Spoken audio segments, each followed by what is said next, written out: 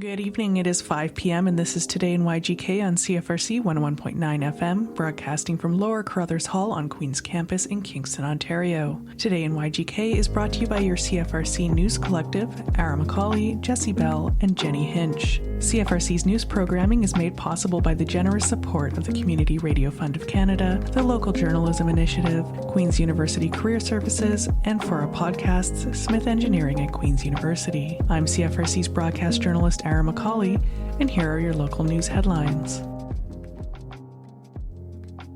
City Council voted last night to proclaim July 15th Extreme Heat Awareness Day in the city, following a proposal put forth by Seniors for Climate Action Now's Kingston chapter. The date coincides with a planned press conference that the group will be holding at City Hall on July 15th.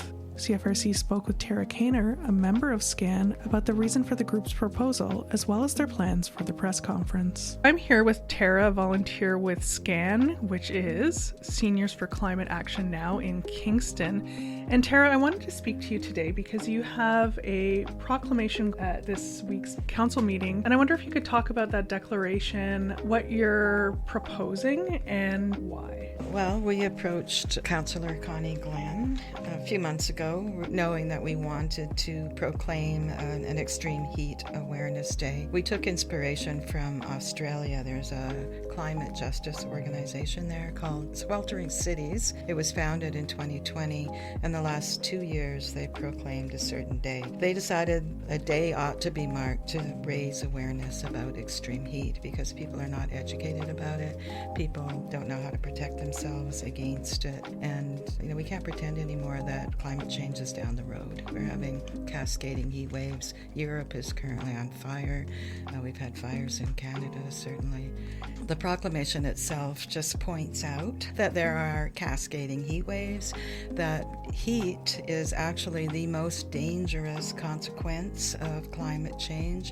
It's more dangerous than all other climate catastrophes put together. It affects many more people. Climate deaths are always underestimated because depending on who is doing the documentation, people considered they have died because of a heart attack or of a respiratory failure or kidney failure or something like that. So Ontario has no policy around tracking and proclaiming heat deaths. They do in Quebec, and they do in BC, and they do in some places in Europe. But anyway, the United Nations says that there's one person every day on Earth now who dies of the heat, and it's more than 500,000 people over a year that are dying of heat. So it's a very serious consequence of climate change, and we want to bring, we have been addressing council for the past 3 years. We first went to them and gave presentations in August of 2023, and we have been in contact with them ever since to urge them to take some kind of action against extreme heat in particular, climate change in general, of course, but extreme heat in particular. And you've set July 15th as the proposed day for this, and I understand that you have some action related to that as well. I wonder if you could speak to that. Yes. So we have asked the city to proclaim July 15th Extreme Heat Awareness Day. That goes forward to City Council. Councillor Connie Glenn is putting it forward. I don't expect that we will be denied, so I think that will go through. And then on July the 15th, the following week, we are having a press conference, and we're inviting different experts in the community to talk about extreme heat and how it affects people. And our main mission here is to raise awareness because many people aren't aware of how dangerous heat is and what the symptoms are and how you can protect yourself against it. Where will the press conference be held? Yes, it'll be in the Station View room, which is on the first floor of City Hall, and it is public, so if somebody wanted to come by and witness that, they're certainly welcome to do that. And I wonder if you could talk a little bit about your organization as a whole. So this is the Kingston chapter. Yes. If people have been out and about, SCAN does have a visible presence at different events, sometimes very striking. Well, it is actually a national organization, although not all provinces have chapters. Anyone can be a member, although according to our Constitution and bylaws, in order to vote in our organization, you need to be a senior. And so people just simply looked around the world. We are all older. Many of us have children and grandchildren. We're frightened for the future. We feel a responsibility for the world ending up this way. So we're just trying to do what we can to mitigate climate change. First of all, the primary cause of climate change, which isn't said often enough, is burning fossil fuels. And we are not doing a good job at all of mitigating that. As I'm sure you've heard in the news, our Prime Minister has all of these nation-building projects like pipelines that are only going to subsidize the fossil fuel industry and continue to raise emissions. So this is very, very bad for our climate and for our health, generally speaking. So those of us in the organization feel that it's incumbent upon us to do something, whatever we can do in the short time we have left. I suppose this is also coming on the heels of a press release that Mark Carney held on Canada Day, when not a lot of people are probably listening to the news, where Canada is actually going back on some of the goalposts for emissions. Yes, he's basically dismantled all of them. Prime Minister Trudeau, a lot of people couldn't stand him, but he actually did a much better job on the climate. Carney has systematically undermined, ignored, dismantled all of those protections. We know we used to have a ban on pesticides. That ban is gone. As you say, we had targets under the COP25, I think it was in Paris, to keep emissions below a certain level. We're not going to make that target. As you probably also know from the news, is the former Environment Minister under Prime Minister Trudeau, Stephen Guilbeault, resigned. First of all, he resigned from cabinet, and then he resigned altogether from the Liberal Party because of those decisions. So it's very, very disappointing. A number of people feel betrayed by our Prime Minister because he presented himself prior to election as a man who cared about climate. You talked about a lack of public awareness around certain issues. Where can people go to learn more, and perhaps starting with your own organization? Yeah, there's lots of information on the internet, but on the ground information in Kingston is not easy to come by. Federal government doesn't see climate disaster as their role. It's the role of municipal governments. First of all, if the municipal government can't handle it, we can call in the province, and if the province can't handle it, they can call in the army. When I went to Sustainable Kingston, asked them, okay, what do you suggest I do? They said, talk to your neighbors. In some ways that's good advice. We do need to have solidarity around these issues. We do need to know the people who are around us and be aware that some of them are going to need taking care of in the event of a disaster. But again, that throws everything on the individual. Individuals can only do so much. We don't have the resources of the government, whether it's municipal, provincial, or federal. And I think that's very short-sighted and unfair, and people are going to suffer and die as a consequence. We have requested a maximum temperature by law. The only municipality in Canada so far that has actually passed one is New Westminster in BC, and that has been passed, but it's not implemented, and it's not likely to be implemented until next summer. Toronto did pass a bylaw as well. They were going to draft it in 2026 and implement it in early 2027.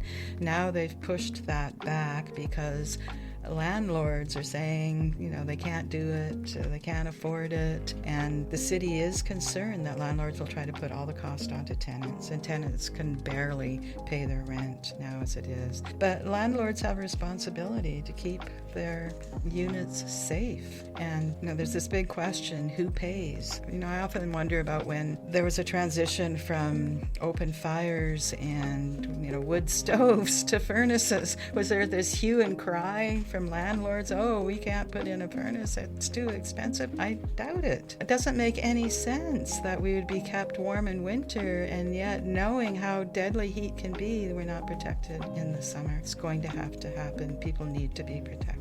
It does seem a surprising thing, considering, as you mentioned, the real dangers for health. And I did a story on Monday's program as well about the heat in relation specifically to individuals who are unhoused, but it does relate to anyone who doesn't have access to air conditioning, for example, and they're staying inside apartments, which can get deadly. There's the immediate physical issues, but it can also put a major strain on mental health. Even certain medications that you're taking, it can impact how your body processes them, and the increased strain that puts on the healthcare system and emergency rooms. Where does that prevention piece come in, and when do people start paying attention to that?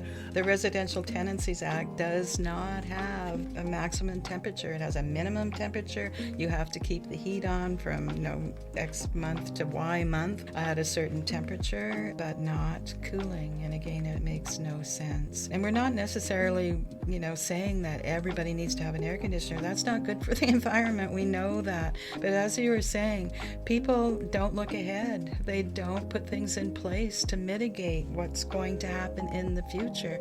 I mean, more green space, more trees around.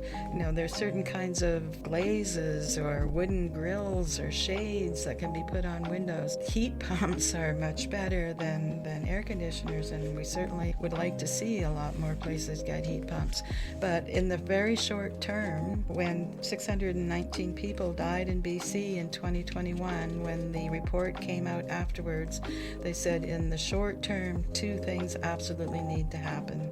People need to have air conditioning to keep them alive, and there need to be heat alerts so people are aware of what's happening. So yes, I mean, in the long term, buildings should be built differently. Buildings could be retrofitted. New Westminster, for instance, they have passed this bylaw. It's not yet implemented, so it's not being enforced yet, but they left it open. One room in a residential unit has to be at 26 degrees or below. How you keep that room cool is going to be up to the landlord. And without passing the cost on to tenants, though, that's something we've been very firm about, because tenants can't pick up the tab. One of the other things they're talking about at council is looking at affordable housing and acknowledging, as of right now, the vacancy rate for apartments is 2.4%. Tenants can be afraid to speak up. Very much so. Since I left home at 17, I've always been a tenant. And the thing about being a tenant that a lot of people don't seem to understand is you are really powerless. You don't have the autonomy to go out, and if you can afford an air conditioner and then you can afford the utilities that the extra electricity is going to cost, your landlord may stop you from doing that. Although the province of Ontario did, just on July 1st, passed a law, Bill 97, which states that tenants will be allowed to have air conditioning. But that still doesn't mean that there's a maximum temperature bylaw. What are your hopes with the press conference? What are you hoping for next steps? Well, as I say, we first went to City Council in August 2023, so nearly 3 years ago now, to ask for a maximum temperature bylaw. We had heard that Hamilton was looking at it, Toronto was looking at it. We had a petition, we had over 1,200 signatures. We presented to City Council. At City Council, they've gone through a few permutations. They did pass a bylaw to keep temperature at 26C, but only in those units where air conditioning already exists. So if you don't have air conditioning, you don't have any protection. The city also said there was no standard in the Residential Tenancies Act, and so they couldn't, undermine that by trying to bring in a bylaw. However, since July 1st, another MP, Catherine McKenney out of Ottawa, brought a private member's bill forward asking for a maximum temperature bylaw and to put that standard in the Residential Tenancies Act. And Rob Ford's housing minister's office responded to say there's nothing preventing municipalities from putting in maximum temperature bylaws. We hope this press conference raises those questions, and Councillor Connie Glenn will be there, and hopefully the city will take the next steps that are necessary. The official plan has been postponed, and part of the reason for that was based on some environmental studies that have happened talking about green space in Kingston and concerns like that, it could potentially be a very timely opportunity. You can't ignore it. You can't escape it. It's very present, I think, in a way that it wasn't even a year ago. I am more hopeful. SCAN does indeed have a website, and it's the provincial website. There's lots of information on it. We do have a SCAN group that meets regularly once a month. Our meeting actually is on Wednesday. People are welcome to come to a meeting if that's what they'd like to do. So the press conference is on July 15th, where we will declare that day as an Extreme Heat Awareness Day. It's in the Station View Room on the main floor of City Hall, and it's from 11 a.m. till noon. And the website for those interested is seniorsforclimateactionnow.org, and if you check the drop-down menu, you can find the Kingston chapter. That wraps up your headlines for this evening. Next up is Jesse Bell with your CFRC Sports Desk. This is your sports report for Wednesday, July 8th, brought to you by CFRC Power Plays. It was a rather sad end to an otherwise historic run for the Canadian men's national soccer team as their World Cup dreams end in the round of 16. And although the 3-0 result on paper may appear disappointing, this is a team that vastly exceeded outside expectations and took home the first round of 16 performance in the program's near century-long history. And though the tournament has ended for the Canadian squad, it's best to think of this as just the beginning. Moving now to local football news, all 4 Kingston Grenadiers teams were in action over the weekend in the first round of the OSFL playoffs. The U12 AA Grenadiers fell 48-24 to Peterborough in their first ever playoff appearance. A lot of growing pains for this U12 team, but the future looks bright for the youngest section of the Grenadiers. The U14 AAA Grenadiers blew out the North Toronto Sentinels 54-0 in a 3-phases dominant performance to advance to the OSFL U14 semifinals. The U16 Grenadiers kept up that good feeling with a 23-15 victory over the Peel Panthers to advance to the OSFL semifinals in the U16 division. And the U18 AAA Grenadiers capped off the weekend and continued their undefeated season with a 44-16 victory over the Durham Dolphins. They will host the OSFL semifinal game at home in 1 week's time. That is a wrap for your sports report brought to you by CFRC Power Plays. Coming up next, I've got weather and traffic for the week.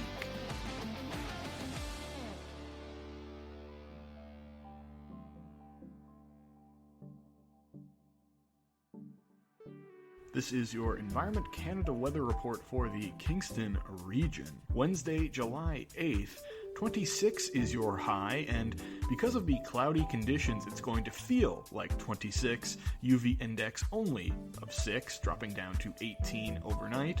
Thursday, July 9th, 27 is your high with a mix of sun and cloud in the morning, becoming more cloudy into the afternoon. There is a possibility of rain, but it's only hovering around 17%, so it looks like it'll be another dry day here in the city of Kingston.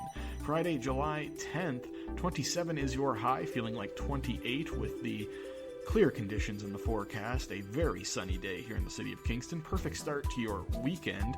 Saturday, July 11th, 26 is your high, feeling closer to 29. A few clouds in the sky, but largely sunny conditions, dropping down to 18 overnight. Sunday, July 12th, a beautiful, crisp, bright, sunny day here in the city of Kingston, feeling closer to 30, UV index of 9, dropping down to 18 overnight. And then starting off next week, Monday, July 13th, 25, cloudy with a 55% chance of precipitation. It will be quite humid, feeling closer to 29 degrees, factoring in the humidity.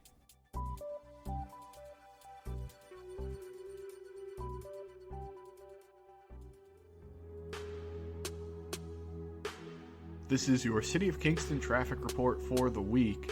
Bath Road from Sir John A. Macdonald Boulevard to Portsmouth Avenue. Expect delays for the installation of intersection pedestrian signals. The city is installing these signals at several locations to make it easier and safer for pedestrians to cross busy roads. They are being installed at the following intersections: Bath Road at LaFleur Park, Concession Street at Kings Court Avenue, and Stephen Street at Patrick Street. Wright Crescent at Palace Road to Palace Road is closed for a contractor to complete roadway repairs, pedestrian safety and access improvements, and traffic calming features on Wright Crescent. Norman Rogers Drive from Sir John A. Macdonald Boulevard to Van Order Drive. Starting June 15th, Norman Rogers Drive is closed to through traffic to facilitate roadway rehabilitation and configuration improvements. This work will improve road condition, accessibility, and safety for all road users, including students, families, and local residents. The City of Kingston and Utilities Kingston are in the midst of a reconstruction of Princess Street. This major infrastructure project includes upgrades to underground and above-ground utilities, as well as improvements to enhance safety and comfort for pedestrians and cyclists. The City of Kingston is undertaking asphalt resurfacing on Johnson Street from University Street to Sydenham Street and Berry Street from Brock Street to Clergy Street West.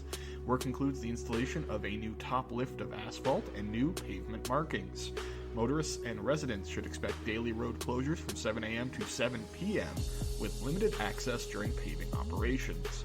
Residents are asked to follow all posted signage and traffic control. The project is expected to be complete by July 10th.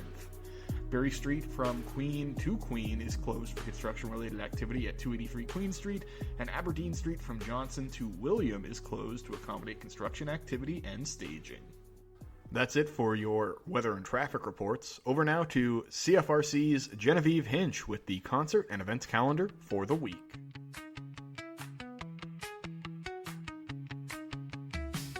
Hello, Kingston, and welcome back to CFRC 101.9 FM. Broadcasting from Kingston, Ontario, I'm CFRC's Community News and Arts Coordinator, Jenny, and this is your weekly events and concerts calendar brought to you by Flying V Productions. Whether you're looking for live music, community events, workshops, markets, or family-friendly activities, there is plenty of happening in Kingston this week, so let's get into it. Tuesday offers a few unique activities, including ASL Workshop on Sydenham Street and Teddy Bear Hospital at the Central Library, where kids can bring their favorite stuffed animals to learn about healthcare in a fun, hands-on way. Salsa in the Square also returns to Springer Market Square with music from Los Garcia, while the evening features Bill Kirchin performing at the Pros and Cons Benefit on Wolf Island. Wednesday features a creative mix of activities around the city, including the Solar Punk Writing Lab at Calvin Park Library and games in the square downtown. Music lovers can catch the Limestone Jazz Collective as part of the Swinging Summer Concert Series at City Hall, along with performances by Jay Harris at Spacers Dockside and Arm's Length, Mile End, and Meathead at the Broom Factory. Thursday marks the start of the Kingston Buskers Rendezvous, filling downtown streets with buskers and performers throughout the weekend. Families can also enjoy stories in the square, while the evening includes drag bingo at Daft Brewery and Buddhist meditation classes at the Sphere. Live music highlights include Mo Kenny at the Broom Factory, Matthew Holtzby, Lane Rodsepp, and Daniel Raymond at Musiki, and Queer Kong at Hotel Wolf Island. Friday brings plenty to explore with the Buskers Rendezvous continuing downtown and a quick and cute card-making and scrapbooking workshop at the Tet Center. In the evening, Kicking It Country takes over the City Hall atmosphere, while music fans can catch In the Key of Blue at the Isabel Bader Center, Tim Baker at the Hayloft Dance Hall, The Oreos at the Waterfront, and Violet Archers with Hugh Christopher Brown on Wolf Island. Heading into Saturday, the Busker Rendezvous continues along the Saturday Session Concert Series in Confederation Park. Other highlights include the Mending Way Clinic at Cultivate Arts Common, the Napanee Country Jamboree, Tunes in the Tower featuring Kevin and the Kitchen Sink at Murney Tower, and another performance in the Key of Blue. Live music also includes Who's Here at Spacers Dockside, Jason Kent at the Cove Inn, and Ginny and Rearrangers with Squid Pistol at Overtime Sports Bar. Wrapping things up Sunday, the Memorial Center Farmers Market returns from 9 a.m. to 2 p.m., while the final day of the Kingston Buskers Rendezvous continues downtown. Music includes the afternoon performance of In the Key of Blue, Head Over Heels at the Coven. That's your weekly events and concert calendar for July 6th through the 12th, and for more information on any of these events, visit the CFRC website and keep it locked right here on CFRC 101.9 FM. This is your events calendar brought to you by Flying V Production, bringing live theater, comedy, and unforgettable entertainment to audiences across Kingston. Be sure to check out their up-and-coming shows and events through the season. I'm Jenny, thanks for listening, and have a great week, Kingston! Thank you for tuning in to CFRC's local news programming. To revisit episodes of Today in YGK and listen on the go, be sure to head to our podcast network at podcast.cfrc.ca. Today in YGK is brought to you by the generous support of the Community Radio Fund of Canada, the Local Journalism Initiative, Queen's University Career Services, and for our podcast, Smith Engineering at Queen's University. Be sure to stay tuned for more CFRC programming coming up next.